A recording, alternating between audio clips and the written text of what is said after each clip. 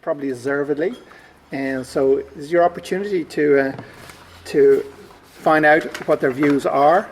I might kick off with a question which intrigued me. Obviously, David threw it out there to pique our interest, but he said that the NEC contract is very risky from his perspective, and he might just fill us in on that. Our lawyers would be interested. Yeah, there's two different things to look at here. There is the NEC 3, NEC 4 suite of contracts, which works very well. They're not particularly collaborative. They claim to be. They claim to be everything NEC, but they are essentially clear, fully integrated, project management driven, well-programmed contracts with a range of cost options. And there's nothing wrong with that. You've got a good project manager. You can make an NEC work, and they've got an amazing track record. That is your NEC 3 and NEC 4 suite. A couple of years ago, they branched out and they produced this thing called an alliance contract, which is completely different. And it's a bit scary to me that the NEC brand will attract people to use this. It has no recourse for the client, unless, except in relation to third-party claims that are a result of a deliberate action. So there's no claims between the parties. So how do they enforce their contract? How do they get each other to do what they've agreed to do? And there's no liability for third parties unless there's a deliberate act. All that really means is that the client picks up the tab. While I'm on the subject, their alliance board reaches decisions by 100% agreement of all its members, whereas the core group under PPC reaches decisions by 100% of those who turn up. That is a fundamental difference. The NEC Alliance Board could just plough into the sand if someone goes into a sulk and decides not to come to a meeting. The success of PPC, which has been taken into the FAC form, is that you have consensus if people get in the room. And that's how they worked it out in Buick Court, that's how they worked it out in other projects. So I think the NEC contract is flawed in a number of ways, dealt with in immense detail in my book, and is a different point to the generic, normal NEC contracts which do a good job of work. Thank you. So, any questions from the floor? Ralph? Yeah, sure.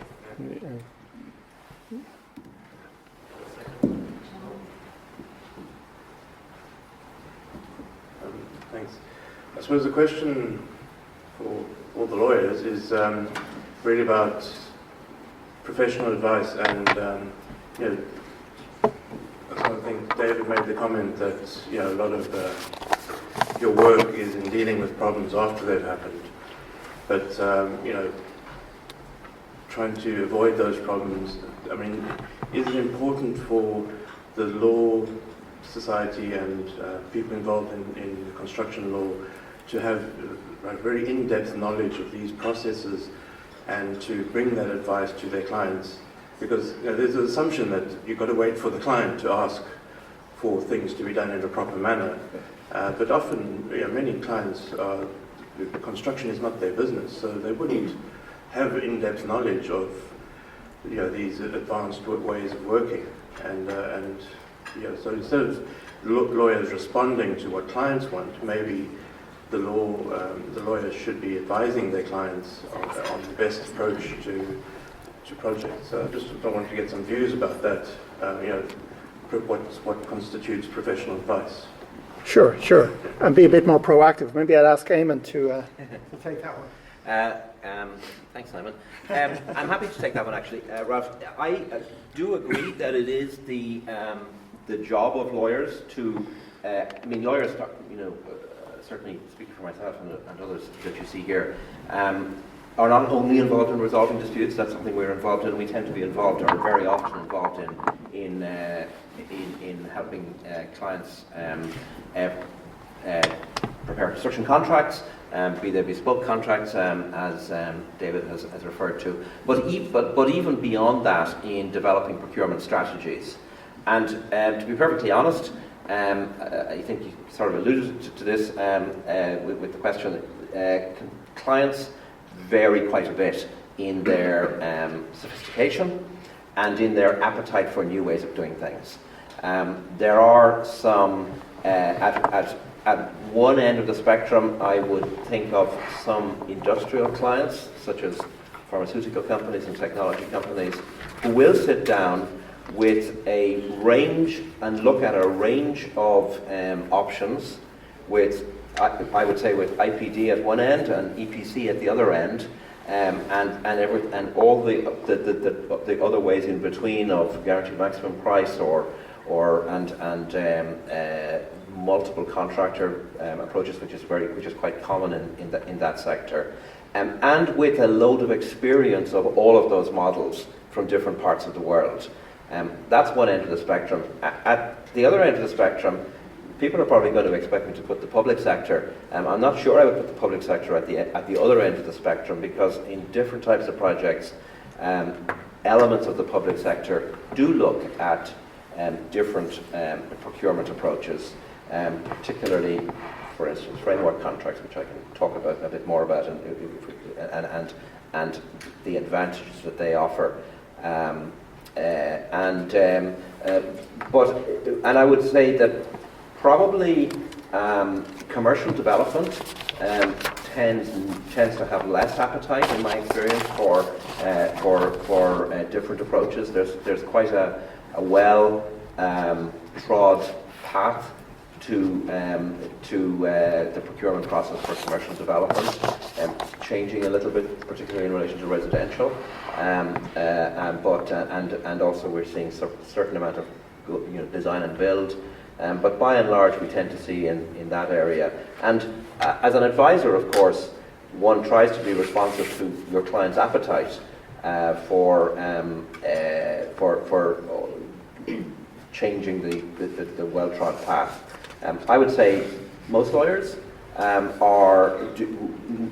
will need to be responsive to that, but will also really need to be knowledgeable about the different. Most specialist construction lawyers, all specialist construction lawyers, if they're doing their job, will need to be knowledgeable and also a little bit prepared to take the initiative in exposing clients, even ones who have a good deal of experience, but perhaps not of different models, to the advantages and disadvantages, and there are advantages and disadvantages with every model. Thank you, Eamon, and maybe Angeline with your special I just obviously agree with all those comments, and I suppose it's through forums like this that we need to educate ourselves and educate the clients and the full spectrum of clients.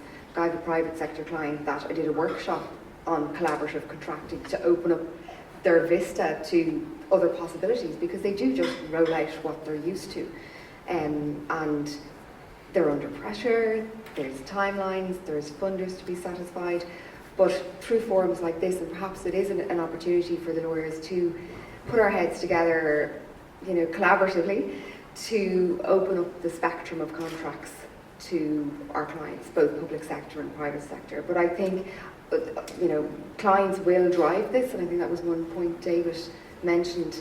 I put the challenge to contractors. I said when I was talking to them, why don't you, work in more lean ways and offer this? Because what clients, not all clients are looking for, so they react and are obviously on very slim margins. But unless a client asks for it, it's not going to happen. And I think, yes, we could use forums like this to promote it and then make our clients aware of it, very much so.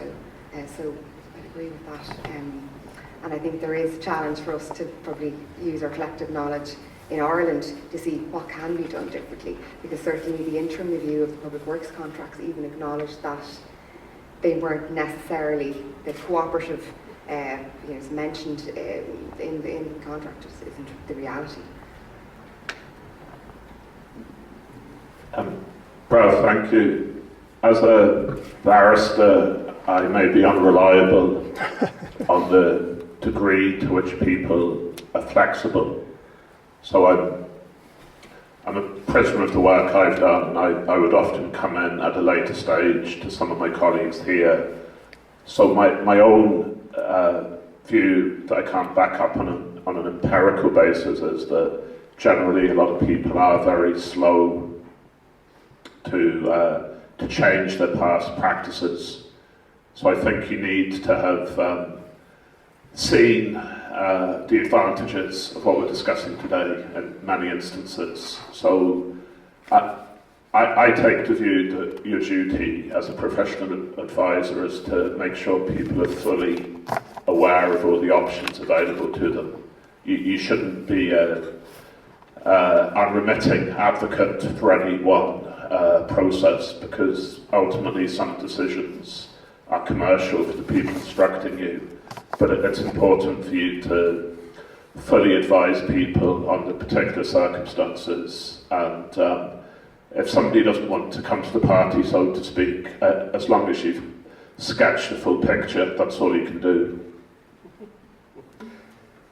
Ralph, thank you very much. I have a different take on it. Lawyers very often take the view, let's have a look at the contract. And you've heard today with the NEC, it's a bit risky, you have the JCT, and you have all types of forms of contracts that have been discussed. All those forms of contracts are contracts. Okay, they start with a contract, and they have reasons to be there. But the one thing people keep forgetting, and we've seen it today, it's very important. A contract consists of three things. It's the terms and conditions which the lawyers look at, the price is how much it's going to cost, and the scope. Okay. When I came to Ireland many years ago, I was not allowed to look at the scope. It was, no, don't look at the scope because that's not our remit. And if we look at the scope, we have an issue because our PI might not cover us for that. I think that's the biggest mistake. As a construction lawyer, you have to look at the scope. You have to check whether the scope is right. You have to check whether it actually says, what does the client want? Now you have the two types of clients, as was explained. You have the more educated clients that have been bitten before, and you have the maybe people that are starting to do it and doesn't know what should we do. Less educated clients, by that I mean in construction.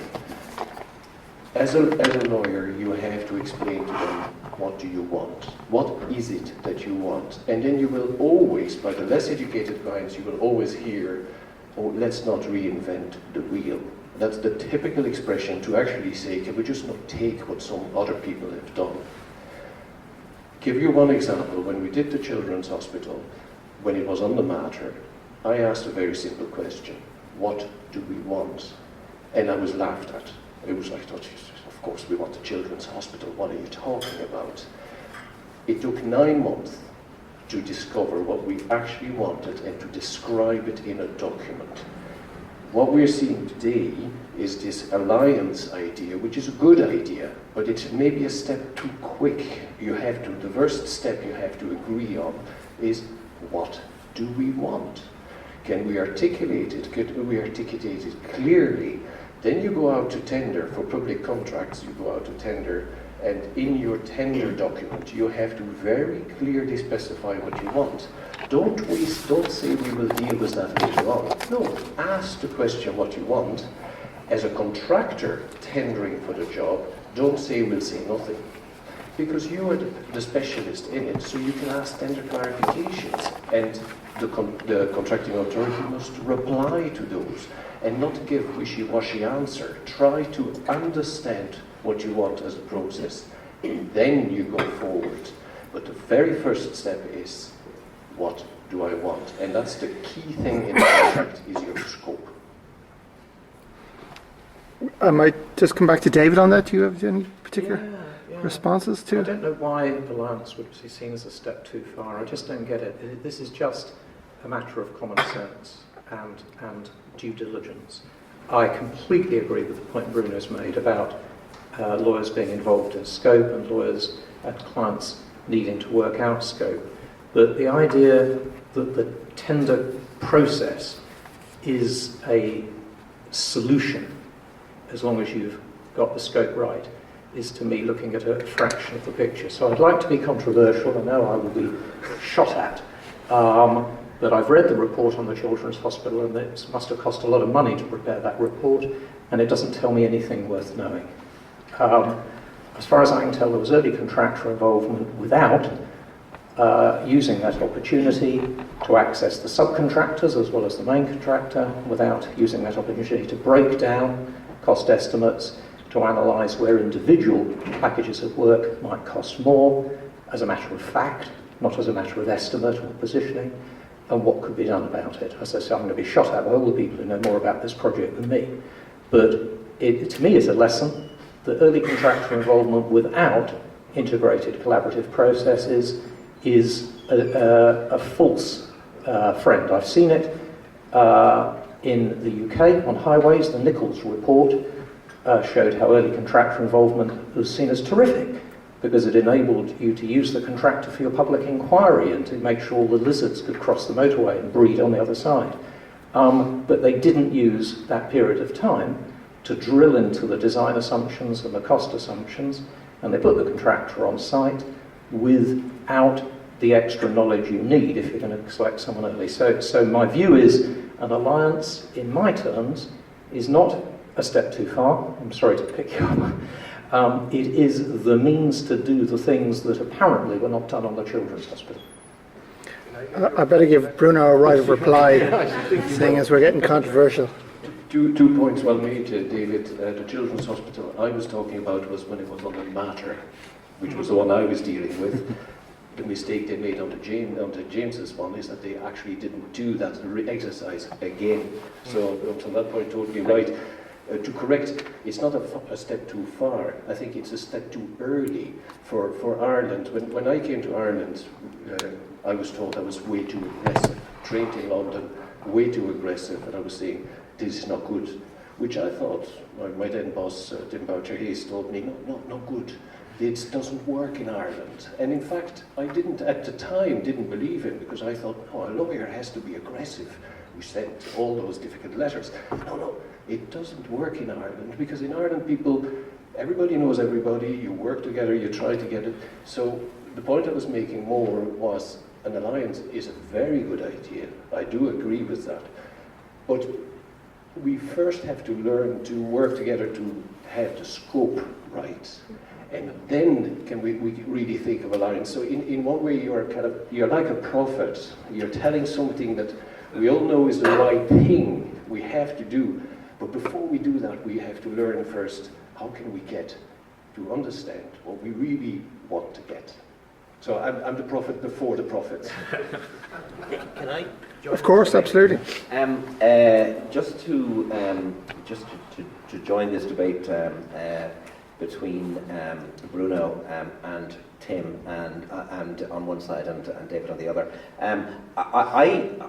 I do think, and I also came back to Ireland about 20 years ago, a bit more than 20 years ago, full of enthusiasm for how things were done in California and elsewhere. And I do think that firstly that there is a need, and also based on my experience, an appetite for the types of processes that David has been talking about. That is to say, with paying attention, having structures, and those structures having contractual support to pay attention to risk, to pay attention to cost, to pay attention to collaboration. But to take this down to like a specific issue, and let's just take this issue of ECI, and I completely agree with what David says, but when you're talking about ECI, there's a question of, almost like with the scope, what's it for? Is it for if we've got more of the supply chain at the table at an early stage, we'll all like each other better? Well, it's certainly not for that. But not, and what it is for is I think has been explained by David.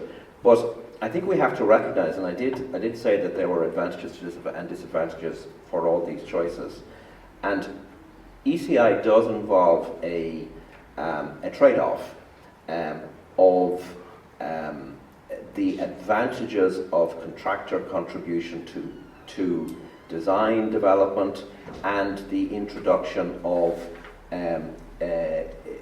aspects of constructability, like the points that were mentioned on one of the projects that David mentioned, where the contractor, for instance, switched from cast in place to precast elements, and so forth. Those are the advantages, but the disadvantage or the trade-off for that is probably that you are appointing your contractor when the design is less complete than it would be if you did design bid build. And for that you do trade an element of, let's just call it price competition, call it what it is, price competition. And some clients are uncomfortable with that, and some clients see that as a disadvantage, and a disadvantage perhaps that is not as is not outweighed by the advantage. And my own view is, because this is the point at which my ability to advise the client in making that choice as a lawyer has come to an end, has been exhausted, and that every project is different, and it is really going to have to be thought quite carefully about. There are undoubtedly projects for which design bid build is the right solution, and there are also projects, and probably more projects, because every project is different, where the aspects of the project which can benefit from early contractor involvement, as defined, will outweigh the advantages of, let's say, squeezing the last penny out of competition.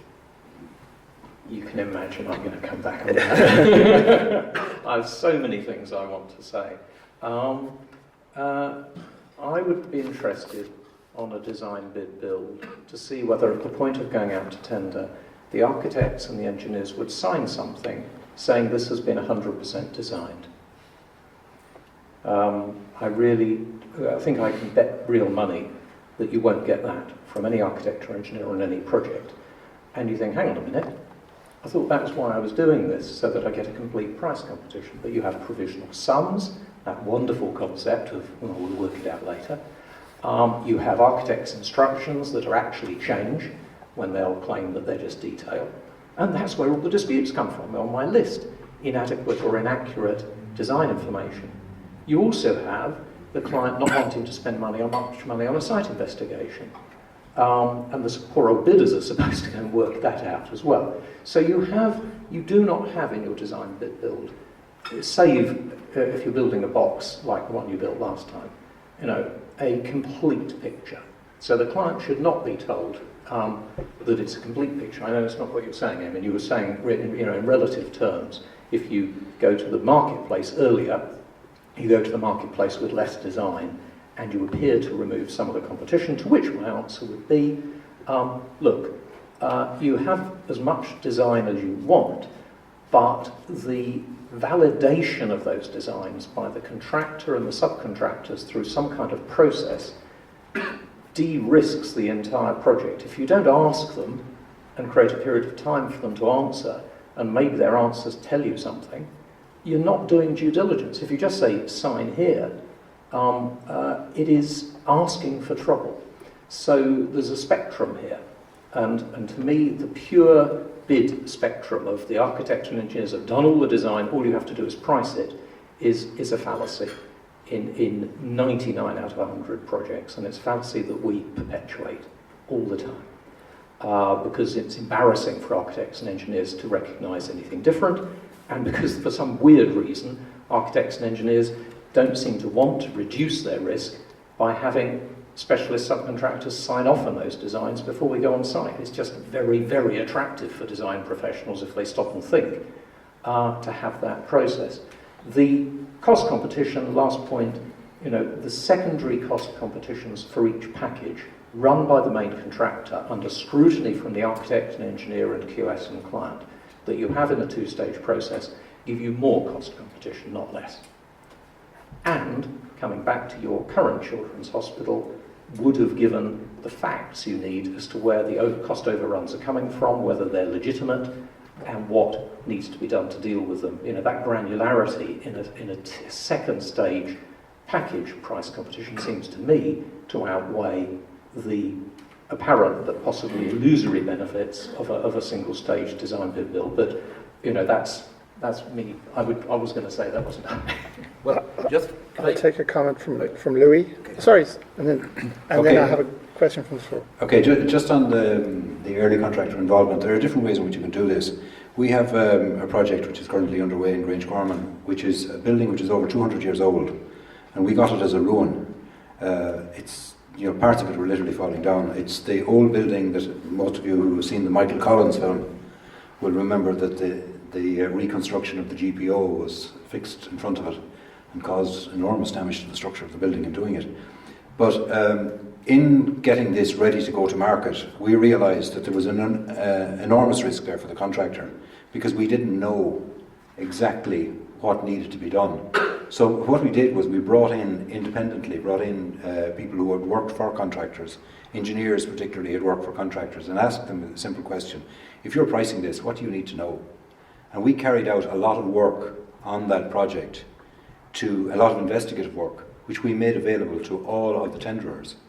But we also brought all of the tenderers onto the site and walked the site with them during the tendering process and asked them as a group, and they had to ask in front of everybody else, what else do you need to know that you haven't got?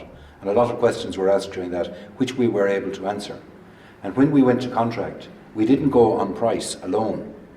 The biggest thing we were judging them on was programme, because we were giving them the site on the 1st of September, and we want it back on the 20th of August next year.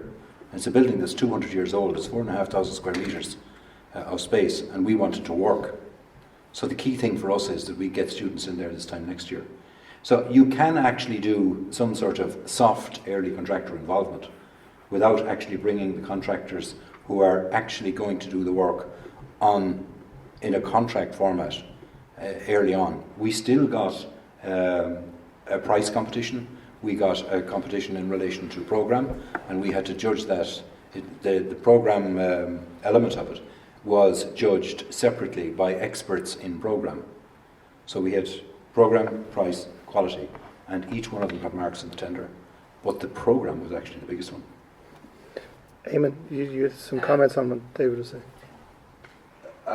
I do agree with David that design bid build doesn't work if design isn't at the point that it should be at, and if there are provisional sums, which of course never happens in public sector contracts in Ireland. That's an example. I think that the point about secondary price competition is a very valid one in relation to building projects. For infrastructure, civil engineering contracts, design bid or some design build,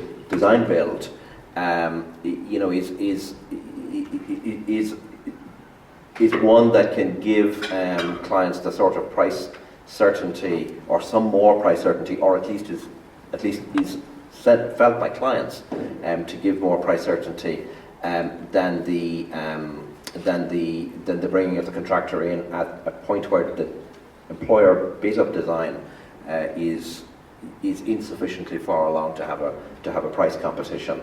And the last point I would make is that on any type of early contractor involvement process, there is, I think the client will want an off-ramp, so that there is always the option of not going to the second stage, and that's the incentive for collaborative behaviour during the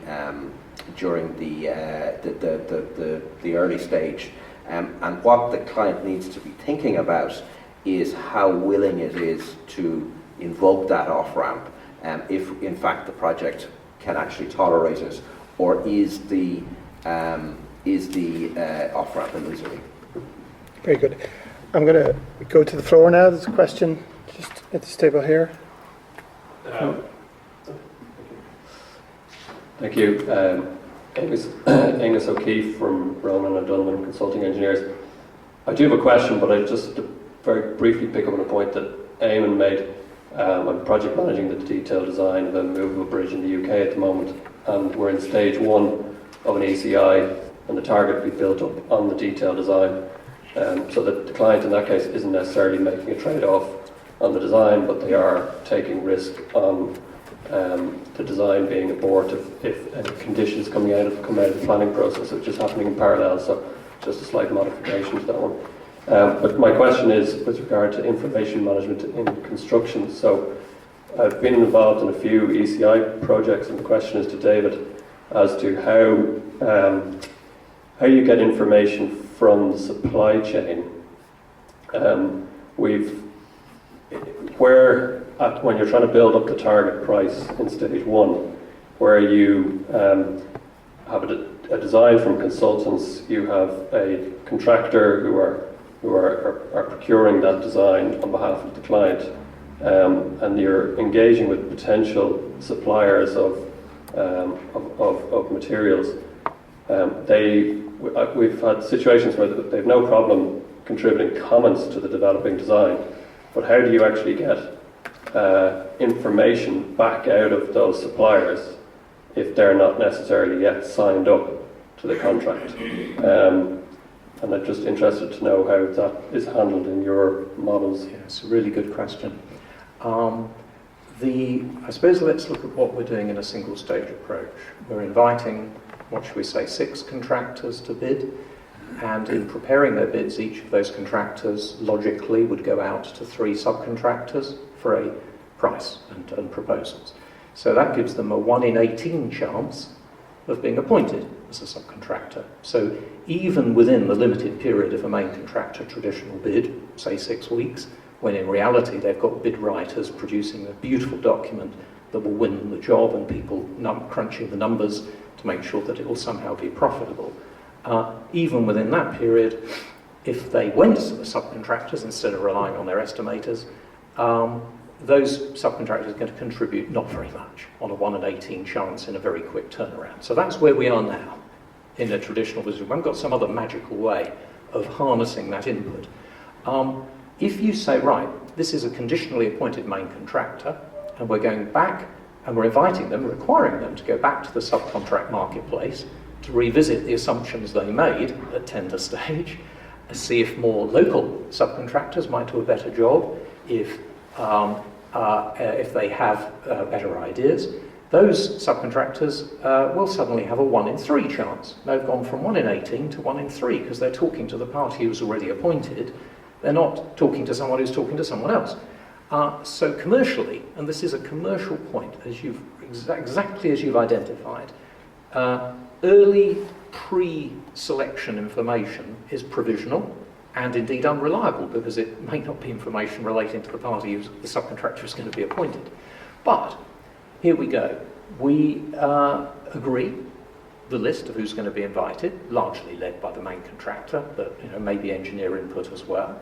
And in that little competition, that subcontract competition, you can get ideas put forward speculatively as a way of getting themselves selected. Ideas put forward during a dialogue, because hey, it's a private sector selection process, not a public sector one. The rules of whatever you agree the main contractor can make it. And then, of course, you can have paid early subcontractor involvement contributions. There's 3 stages there. Speculative in their bids, drawn out in dialogue. Hopefully not too cynically.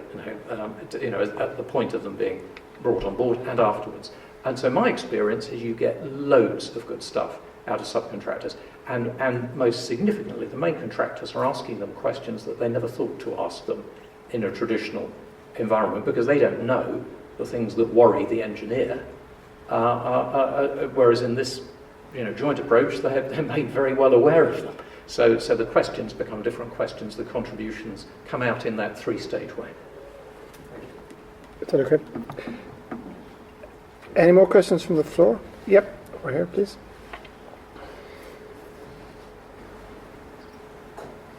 Hi, it's Pat Kerwin, Henry J. Lyons Architects. I'd like to ask the panel, what do they see as the barriers to a greater uptake to contracts that require greater levels of collaboration, sharing of risk as opposed to transfer of risk, trust amongst parties as opposed to a very adversarial contractual agreements? Maybe I ask Bruno, would you like to take that one? I speak of my experience only. It's the client. It starts with the client that has an idea that wants to build something, that client will have to communicate that to a team. First, the design team, then you go out to tender to the contractor, the subcontractor, etc. But it's all about the transparency, and I'm talking for the moment more public because I think it's important to, in the public you have more constraint than in private. In the private sector, but in the public sector, you have to give the transparency. You do not have to hide, and that is what is happening now. Most of the time, advised by lawyers to say, "Don't do it. We'll stick behind our own thing." Construction lawyers wouldn't do that. My experience, they would kind of say, "Well, let's communicate what we want to have, and let's do precisely what David is suggesting. Let's communicate." But you need a construction lawyer on the project, and that actually communicates that to the client, and the client accepts. That would be my experience. I think there's an information gap generally across the construction industry as a whole in terms of talking about an average or normal approach. So in terms of removing barriers, more events like this, more people working on projects where they've experienced this approach. Obviously, in general, this wouldn't be an issue. We've got a fairly open economy with people coming in from projects outside of Ireland and so on, and an exchange of information. But again, going back 20 odd minutes to my earlier remarks, whatever I'm here for, it's not always to offer exactly reliable statistics. My own approach is impressionistic. I said it earlier, I found that there's often great conservatism. People don't want to change if they don't have to. If they've not experienced something, they don't want to take that step into the dark. So more discussion like this, more experience that people have in projects working, and the processes do change, but it can take an awful long time, more time than people realise. Yeah, I just on the private sector side, they often have funders, obviously in the background, and the line in the agreement with your funder is going to be fixed price lump sum contract, and it could be just one line, and that's what they want to see, or they think they want to see. So it is an education piece. It's giving examples of projects that have worked and been done differently.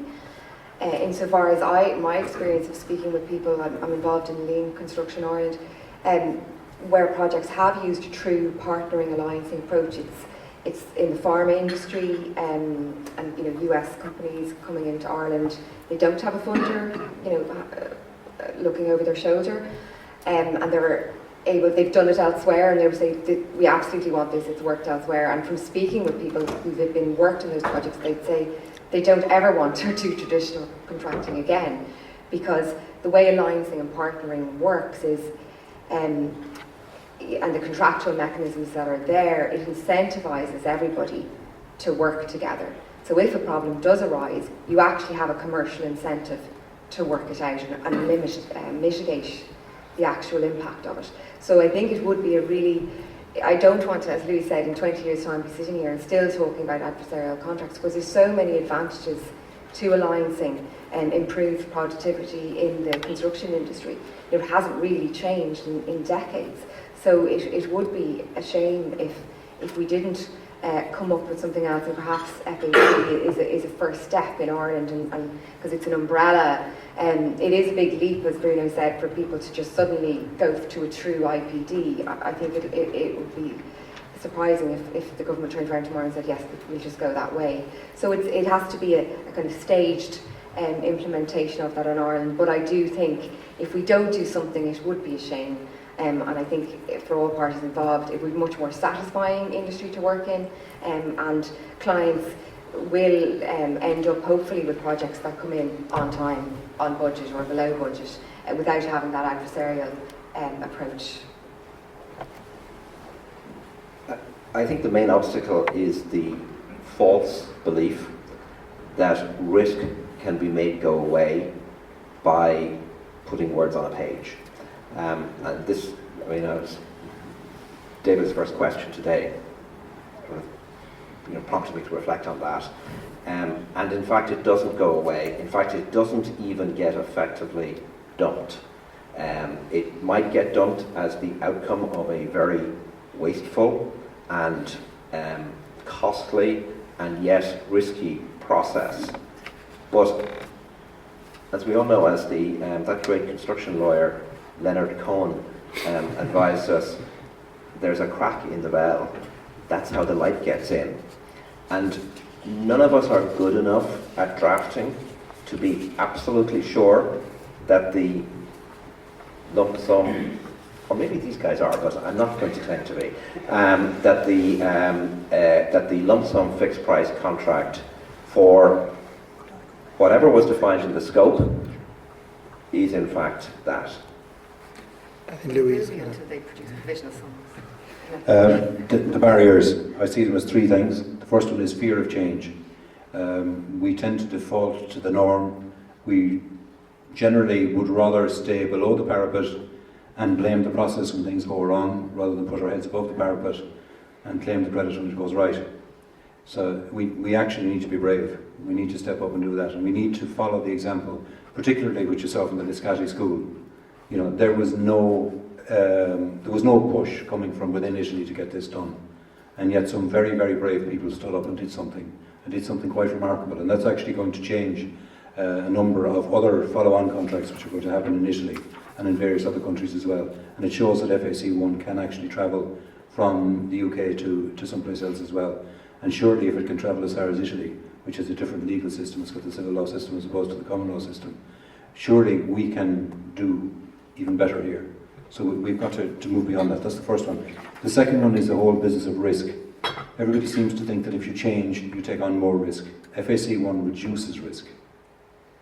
And we've got to realise that. We've got to look at that and convince people that that's what happens. I know where I am in Grangecorman, people come to me and say, well, why aren't you doing it then? I'm constantly trying to explain to people how to do this. And we do have a pipeline of work, and I'm going to try and push that, or continue to push that as hard as I can. And I'm convinced we will get an FAC1 contract out of that project. And the third thing is the perception of what we're allowed to do. Because one of the things that we see as public sector clients is that we have to stick to the forms of contract that are there, and we cannot do anything else. And I know that in the discussions that I have had with the Office of Government Procurement, that they want this to be right more than anybody else, because it's imperative that the country actually uses the taxpayers' money to get the best possible value that we can for the projects that we're developing. So there is this misperception that we're not allowed to do new things. We're allowed to do new things if they make things better. And again, it is just a case of having the courage to actually take it on and do it. Okay. I'm going to just wind up on that point. Eamon, you've read my book. I quoted Leonard Cohen. Amazing. You mentioned risk sharing.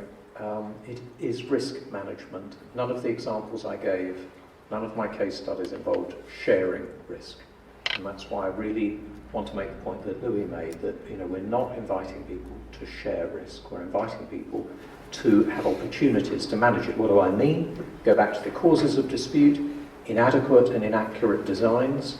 The system I'm describing gives more opportunities to iron out the inaccurate and inadequate designs, more opportunities to iron out the inadequate site investigations, more opportunities to iron out the inaccurate time estimates. That is risk management. These are real specific risks, not conceptual risks. They're real things that we live with day to day that can be managed. And they can be managed leading up to an allocation of risk that everybody in the room would recognise. It's just an informed allocation. It's supported by a load of data you wouldn't otherwise have. I think Bruno has. I'd love to make one more comment, if I'm allowed, because I totally agree with Louis. Totally agree. The one barrier is this perception. We cannot change the documents. In the public sector, private sector takes them. Some of them take the same document and also take the view, if they can't change, we can't change. That is the biggest evil that we have. That this idea that we have forms that you can use it for any types of contract, we can make it, it will be a fixed price lump sum, it just doesn't work. Construction needs flexibility. Huge flexibility needs trust. And you won't get trust if you're in a straitjacket. That is the biggest problem. I'm really happy that you say it, because effectively I totally agree with that. Now, can I be very controversial? Is that allowed? Of course, that's right. Maybe my colleagues might not appreciate what I'm saying, but on the continent we have lawyers which are avocats, which are basically solicitors and barristers in one.